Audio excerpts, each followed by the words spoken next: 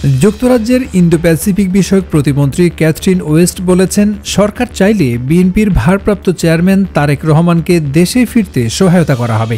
রোববার অন্তর্বর্তী সরকারের পররাষ্ট্র উপদেষ্টা মোহাম্মদ তৌহিদ হোসেনের সঙ্গে বৈঠক শেষে সাংবাদিকদের এক প্রশ্নের জবাবে তিনি একথা জানান। ক্যাথরিন ওয়েস্ট বলেন, বাংলাদেশে এখন একটি ক্রান্তিকাল চলছে। সরকার যে কাজ করছে তাতে আমাদের সমর্থন থাকবে।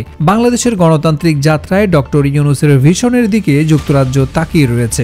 এ সময় দলগুলোর মধ্যে সমঝোতার কথাও বলেন তিনি। এছাড়া পাচার হওয়া টাকা ফেরাতে যুক্তরাজ্য সহায়তা করবে বলেও জানান তিনি। পররাষ্ট্র উপদেষ্টা মোহাম্মদ তৌহিদ হোসেন বলেন, বিএনপি চেয়ারপারসন বেগম খালেদা জিয়ার যুক্তরাজ্যের ভিসা প্রক্রিয়া সম্পন্ন হয়েছে। তিনি চাইলে যে কোনো সময় বিদেশে যেতে পারেন। তিনি আরো বলেন, সংস্কার শেষে নির্বাচিত জনপ্রতিনিধিদের কাছে ক্ষমতা হস্তান্তর করা হবে। অন্তর্বর্তী সরকারের কোনো রাজনৈতিক অভিলাষ নেই। এ সময় নির্বাচন নিয়ে ব্রিটিশ সরকারের আগ্রহ রয়েছে বলেও জানান তিনি। ক্যাথরিন ওয়েস্ট 16 নভেম্বর 2 দিনের সফরে ঢাকায় আসেন। গত আগস্টে অন্তর্বর্তী সরকার গঠনের পর এই প্রথম যুক্তরাজ্য সরকারের কোনো জ্যেষ্ঠ প্রতিনিধি বাংলাদেশ সফর করলেন।